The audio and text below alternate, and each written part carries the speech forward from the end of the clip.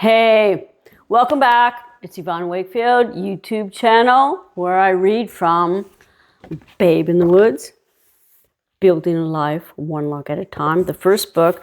We're 2 chapters after tonight. We're 2 chapters from the end. So I just kind of want to recap what the last chapter was. Chapter 29. I moved into the cabin.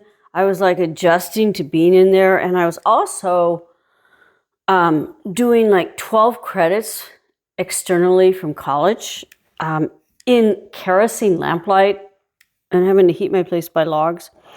So I was doing that, learning to adjust to being in the cabin, and I learned how to put on snow chains on my truck. That's a bitch. I kept up my correspondence with Ms. Magazine. If you remember, I was sending excerpts from my journals or my full journals to Ms. Magazine, to an editor there. And it's not a plug, but later, because of one of those letters that I sent to the Ms. Magazine, it was included almost like 45 years later in a documentary called Yours in Sisterhood. Yours in Sisterhood. Google it. I'm there at the cabin. They came up to film me. And so anyway, I just continue to kind of adjust to what winter's going to be. And I spent half my life in Minnesota, but spending time in the wilderness where you're totally cut off and the snow is coming down and you only have your feet to get you down 3 miles to a truck can be taxing. Zachary's staying with us tonight. His movie night. He just had his teeth cleaned and he had 2 teeth pulled out.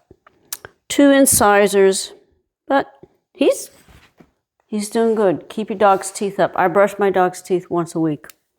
Okay, so as I said before, I'm not going to just read this straight because this is on audiobooks, and Kate Webster does a marvelous job reading this straight. I'm going to interject when I want to, so this is maybe more like a performance piece when I want it to be. All right. Bucking it up, chapter 30. According to Dale, 7 cords of firewood should get me through to May. I'm not totally sure how big a cord of wood is, but if a pile stacks up to my shoulders and extends the length of my body, then I consider it an accurate enough measure for me. And I'm like 5 feet, so if you multiplied me by 5 feet, 5 feet, 5 feet. I figured at least 2 cords are wedged under the cabin, leaving me space to maneuver between supply cans. Another cord or more lies haphazardly below a bullpine. Each day I add to this, covering the growing mound with a tarp. I've gotten really proficient behind the saw, and within a week calculated I'll have cut and piled my quota. My ribs still hurt. Remember, I fell from the ladder, or the ladder fell out from me. My ribs still hurt, but snow makes it easier to drag logs out of the woods. It also means that when working outside, the minute I stop moving, I start freezing. Most of the time, I don't even shut off the saw between cuts, just buzz from one tree to the next. Fell, limb, buck. I keep a grease gun, gas can, file, and raker next to the poleaxe. It's inconvenient to go to the creek for a drink, so I suck on chunks of ice flavored with bark, pine needles, and dried mushrooms. Not a worm in sight. One tree I fell, a 40-foot white snag, catches in the branches of a neighboring red pie and hangs there. The butt is cut clean through, but holds tight, wedged in the neighboring tree top. I apply shin-splitting kung fu kicks and jump back, quick to avoid a Dan Gray face. Remember Dan Gray's the logger who got his face bashed in by a fall. Even this mixed martial art demonstration fails to dislodge the leaner. Twice I walk away to cut down another tree, but I return to reassess the incomplete scene. Just leave it, There's plenty more where they came from, I rationalized, but I have Widowmaker on my mind. Widowmaker is when you leave a tree leaning there and it could just fall down and kill somebody. I tie a rope around the butt and pull hard. It doesn't budge. I walk back to the cabin, throw a chain and 60-foot length of rope in the tank's bed. Remember, tank is the truck. And back down the road, just above the hung-up tree. I cinch the chain around the butt, tie it to the rope, and the other end to the bumper. Even chained up, the tree holds as the tires spin grudgingly on the snowy uphill slope. The rope grows taut and then snaps, one half cracking against the cab window, the other limp alongside the tree. They could fall any time and kill a person walking by. I tie the ends together with a kind of bow, half hitch, knuckle sandwich knot, and try again. This time the leaner dislodges and crashes in a drama of needles and branch. Then I set on limbing that mother. Caution is not my guide. Familiarity with the tool and task has instilled a brazen confidence in me. I do not use the poleaxe, but chainsaw, and mindlessly buzz off limbs clean and fast. Pull out from one cut. The bar grazes my right thigh. I still have it. I still have that scar I'm talking about. Turn off. Bar grazes my right thigh. It doesn't even hurt. At first, I turn off the saw, set it on the section of a fresh cut log, and stare down at a bit of flesh and blood seeping through frayed denim. Not knowing what to expect, I yank a soiled bandana from my backpack pocket and tie a tourniquet around my thigh. Knowing how I'd last responded to the sight of my own soaking blood. Remember when I fainted at seeing my knuckles bloody? I remain seated, head between my knees, breathing deep. When surely composed, I untie the rag and drop my pants for a look. The cut is jagged, but superficial, a bit of blood and grease. I leave everything but the saw in the woods, walk back to the cabin, clean the wound. I call it quits for the day, stay inside, tinkering and thinking about how easy it is to bleed to death alone. And if I were married, how easily I could redefine Widowmaker. Minnesota. Remember, I moved from Minnesota to Oregon at age 18. So Minnesota taught me about snow. It wasn't unusual to have a white Halloween or hunt for Easter eggs in dirty ice berms. Do you guys remember that? Ugh, so gross. And the dye from the eggs would go into the snow. Yet, no matter the season or how long I'd been outside, there was always a warm shelter close by. Oregon delivered a new lesson in snow. Whether I wanted to learn it or not was not my choice. If I was to pass the test of winter, it was up to me to create a warm shelter, to keep a fire going, and to keep on top of the snow. When the snow is compact, I can still drive tank all the way to the cabin, but only if the tires are chained. Most times, it is more of a bother to put them on than to hike the last stretch in or out. If I hadn't persisted and chained up tank on my last drive back, that Widowmaker would still be haunting me all winter. The morning after sawing my thigh, I wake to falling snow I know will be too deep to drive through by noon. It is now or never if I want to get tank down the mountain before Easter. The windshield wipers aren't quick enough to whisk away a clear arc long enough for me to see through this blizzard. I manage to stay on the road.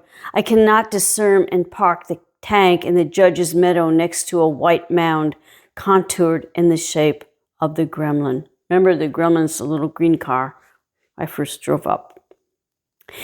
This snow is staying around. sticking to everything, already 3 inches deep on the porch steps by the time I hike back. Thick flakes are driven by wind so rambunctious it blows the cooler off the porch. Snow swirls around my head as I retrieve it. Snow plasters my face as I pull up slushy buckets of water from the creek. Snow whites out the wood I split and piled the day before. Thankfully, I have a warm shelter. Firewood is stacked outside the door, not beside the stove like before, and brought in piece by piece to stoke the fire. As in the orange mushroom log I drew, I discovered wasps and carpenter ants hibernating in frozen bark that springs back to life when defrosted and are ready to party by firelight. So I still do this now. I will not bring firewood in the cabin, like more than one log, because you never know, even though I take the bark off, you never know what kind of bugs are going to warm up by the fire and then infest the cabin. Just a message. Before that last drive down the mountain, I'd taken the caulking gun and a new tube of caulk stored in a garbage can below, cut the tip off the tube and placed it under the stove to warm. Now I find the tube hot to touch and the caulk leaked out under the stove. I scrape up the glop, recycling it into cold, empty spaces, and spend that night warm and toasty as a blizzard builds force outside. By morning, snow has drifted under the cabin against my supplies. This is before I boarded up the cabin. The first winter there taught me I needed to board up the cabin. I spend most of the post-blizzard day under the cabin shoveling out snow and unstacking all the carefully stacked firewood. Using split wood, I form a barricade around the underneath perimeter. There against the firewood along my stores, I place a mortified cat. Remember, Tamarac's my cat? To perform his bathroom chores. Because that cat, the snow's so hard, he can't go out to poo-poo or pee-pee, so I have to carry him under the cabin. That evening, no wind whistles up from the floor, and I build boxes from scrap lumber. I listen to the fire crackle, the wind howl outside, and snow hammer against the window panes as if it wants in. In bed, I'm in tune with the cabin adjusting itself and wonder if the ridgepole laid up dead still summer before will stay true throughout a wintry night. Tamarack seems to share my edginess. He squirrels up from the covers, claiming my head as a pillow. The next morning is like the one before, and many more to come. I am snowed in. The creek freezes over, and I chop open a hole big enough to fit a bucket. Later, I fill the boxes I built from scrap lumber with sawdust I've gathered from Dill's planing shed and stored under the cabin. Inside these, I place newspaper-wrapped apples, carrots, and potatoes. The boxes are stacked under the cabin besides 4 brand new metal garbage cans. One can contains extra clothing, another hand tools, the other dry goods, and half a gallon of Gallo Burgundy Mark, my brother, bought for me before he went to elk camp. I was saving it for a special occasion, but it froze and burst into an assemblage of green glass and purple ice easily pulled clean out in a jagged chunk. Aside from taking it easy for a few days after falling off the ladder, this was the longest I've stayed inside the cabin. I putter around, reading, arranging, listening to the stories and the objects I put in place. 2 cloisonné plates my mother bought as a World War II whack, stationed in Japan. My father's grandfather's clock, the nostalgic centerpiece of the mantle of my childhood homes. I placed 4 golden dish apples in a crystal bowl filled with snow. Light and eat one while painting a color of them and the plates. These long-hauled mementos sit on shelves I notch into place. Fortunately, I got tanked down the mountain in time because now I'm really stuck. Under a 2 to 3 foot blanket of snow, the force is still so slow I can hear icicles grow. On a sunny day, I'll hike up the south slope and sketch, wedged between sun-warmed cliffs, a juniper breaking my view. Maybe I'll like what I draw. That's about as narcissistic as I get. You know, I'm still doing that. I was there last week and did it. It was so dark in the draw. At 2 or 3, I went across the creek, hiked up the hill, sat in the cliffs, and drew and wrote. If I don't like my drawing, I can rip it up, throw it out. If I don't like myself, I'm out of luck because I'm stuck with what I've created. I proceed from one day to the next, not even thinking about my own sociability, if I like what I see in myself or not. Just the simple act of keeping warm and fed keeps me from the addled consequences of self-absorption. Still, in the absence of others, I am forced to listen to voices I've kept shelved and accept the hand I was dealt. Here, the only game around, woe is me, is not worth listening to, not going to get me on a winning streak or get me anything more than what Patty shot at. Besides, I have only myself to play against, and there's no deck of cards in sight, not even a radio.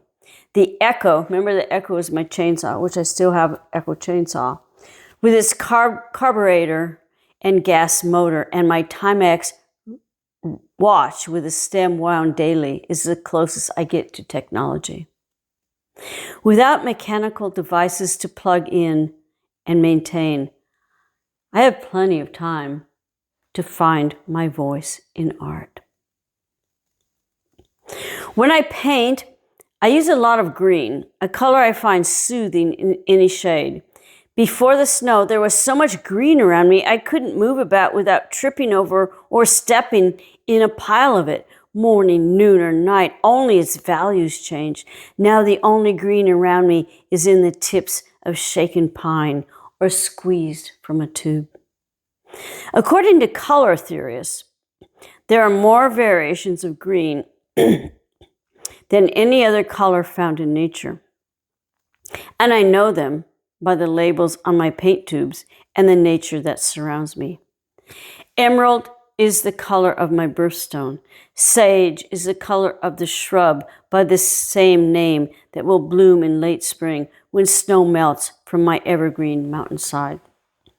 Sap and hookers, don't mention these in polite company because hooker is all anyone will hear, even those hard of hearing, are 2 of my favorite greens.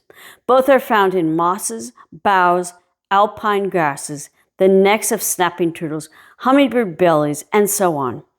These greens are polite and sprite and mix well in a colored crowd. Thaliacine green, like Barney green, the color of my car, is a synthetic concation. I'm not sure if either has a place on the color charts, but being chemically manufactured. My first introduction to Blarney was with a gremlin. Remember, that's my car. My introduction to thaliacine green, phthalo for short, was in my first college painting class. I found this green as manipulative as I do now, a big bully on a playground of Amish preschoolers. It intimidates without provocation and is best left alone. For this reason, I rarely paint with phthalo, because we always end up fighting. In nature, I've only come across phthalo green 3 times. And the stripes of certain poisonous snakes on the undersides of bellies of stinging fish, in iridescent splashes on a spitting beetle's jet black back. On a palette, I find it spreads as deadly as yellow fever. the black plague of my color mixing. Barney I can live with. I've heard dogs are supposed to be colorblind, but I'm not certain if cats are until Tamarack tests this question one night as I prepare to paint a self-portrait in the loft. I prop a mirror against the log wall, placing kerosene lamps on each side. Because I rarely use phthalo green, there is usually a fresh tube or two of it remaining on my watercolor sets. On this night, I discover 3 leftover tubes. And because I'm low on hookers, I squeeze out an entire Winsor Newton phthalo green tube onto the china plate that I use as a mixing palette and mix it with a cup of water. I rim the plate with cadmium red and orange, contrasting colors to numb the shock of wash. Then thumbtack an 18 by 24 inch piece of cold press Arches watercolor paper to the floor. Dipping and swirling a 1-inch synthetic sable brush into the toxic green lake, I'm about to wash in a background when I turn to see Tamarack pop his head up, then pull himself through the loft, opening, a movement he's perfected 100 times before. Without a blink, that cat pads through this plated phthalo green pool, missing the warm cadmium dollops. His pads, like sponges, stamp a paw print pathway, receding in intensity the farther he crosses the floor. Indelible memories, no amount of bleaching or scrubbing with Bonami will ever fade. So when I was up there last week, his paw prints, the cat's been way long dead, are still there. And I bleach and I wash that floor. Phthalo green does not go away. And that's great because I have my memory of Tamarack every time I walk into the loft. The morning I mail self-portrait in phthalo green to my art teachers in Minneapolis is on the same day I've scheduled an appointment with Dr. Pruitt and John Day. I've gained some weight, still take the progesterone pills, but still no period. Though his specialty is not that end of me, I also want the doctor to check out a fading deep purple blotch between my left breast, where I fell on that pallet. Bruised bad is his diagnosis, and then Dr. Pruitt proceeds to address the real reason for my visit. On the examination table's white paper covering, he diagrams potential reasons for why my ovaries are misbehaving. His sketching drawing of my uterus and fallopian tubes leaves me doubting not the anatomical accuracy of his rendering, but the credibility of the man exposing textbook jargon I question. Can you say it more simply, I asked, wrapped in cold, crinkly paper and shivering on the drawing table?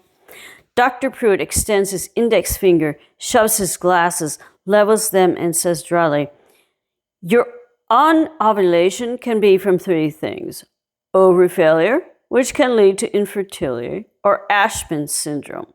What's that? Ovary failure? No, the Ashman's thing. I clutched the paper thing tighter. It means you have no lining in your uterus to respond to estrogen. Dr. Pruitt looks down at his drawing. And the third?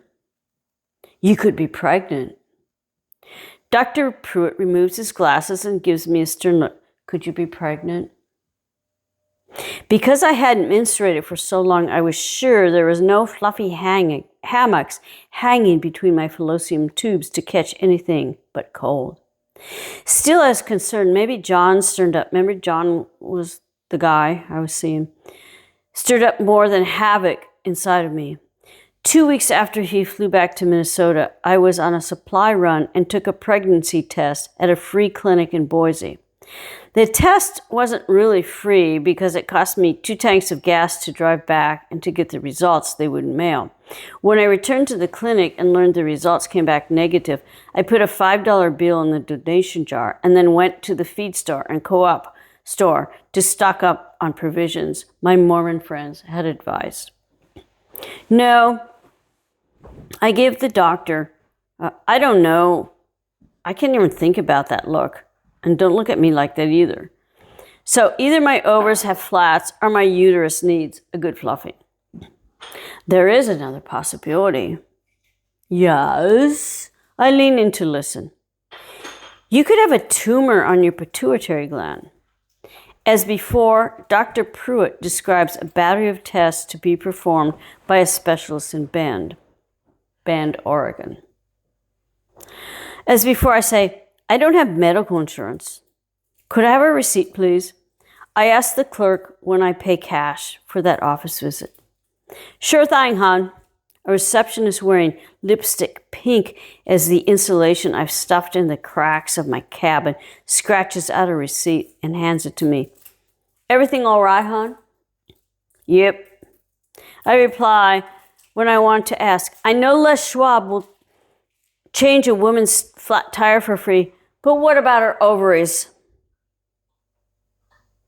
I'm not ready to drive back to the cabin to ponder the possibility of a tumor on my pituitary gland, which seems to have no connection to the problem down yonder. It's 2:00, all my errands completed, and the library is just open. I have time to read in the comfort of light and heat. I don't have to fell, split, ignite, stroke. In the stacks is an army green canvas-covered medical textbook. I look up Asherman syndrome. I know where the pituitary gland is located. I'm not exactly sure what it does, though, and don't bother researching this gray area.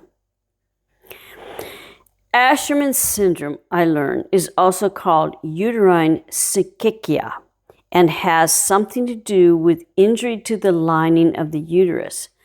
This usually occurs after surgery, most commonly an abortion or D&C, resulting in interuterine adhesions.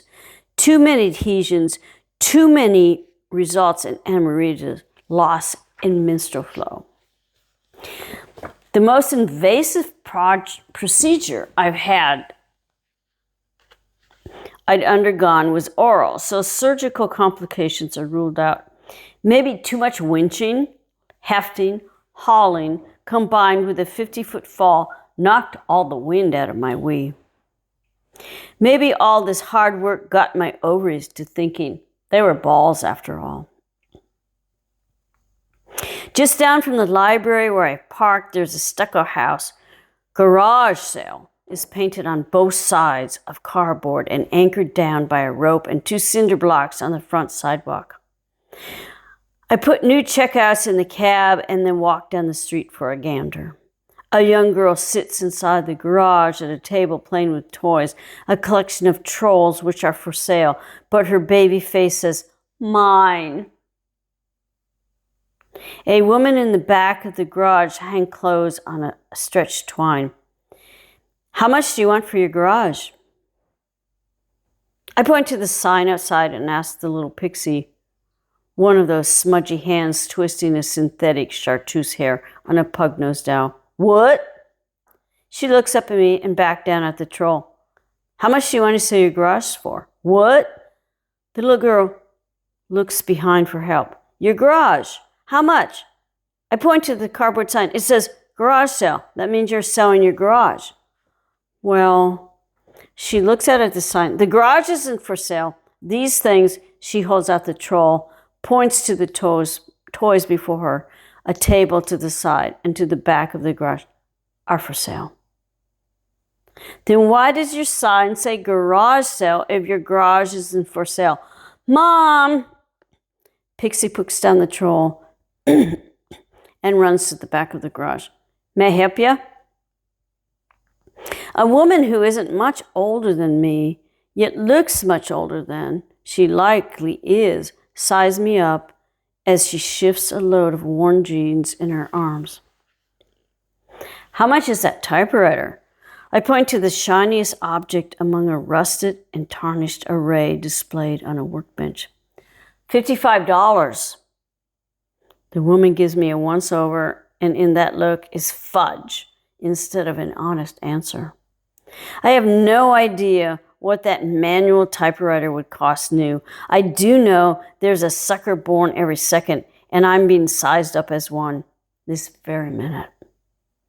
$19 I counter, because that is exactly what is left in my wallet, recently reduced at the doctor's office. As usual, the backpack is filled with books, groceries, and freshly laundered clothes. On this trip, I add to the load. Juggling the typewriter is heavier than my echo between my mittened hands as I hike the dusk in dawn. A couple of times I lose control and the hard case slams my shin. The pain takes my mind off Ashman syndrome, a tumor, my pituitary glands. Something else, though, keeps me from minding my new burden and a hurried hike.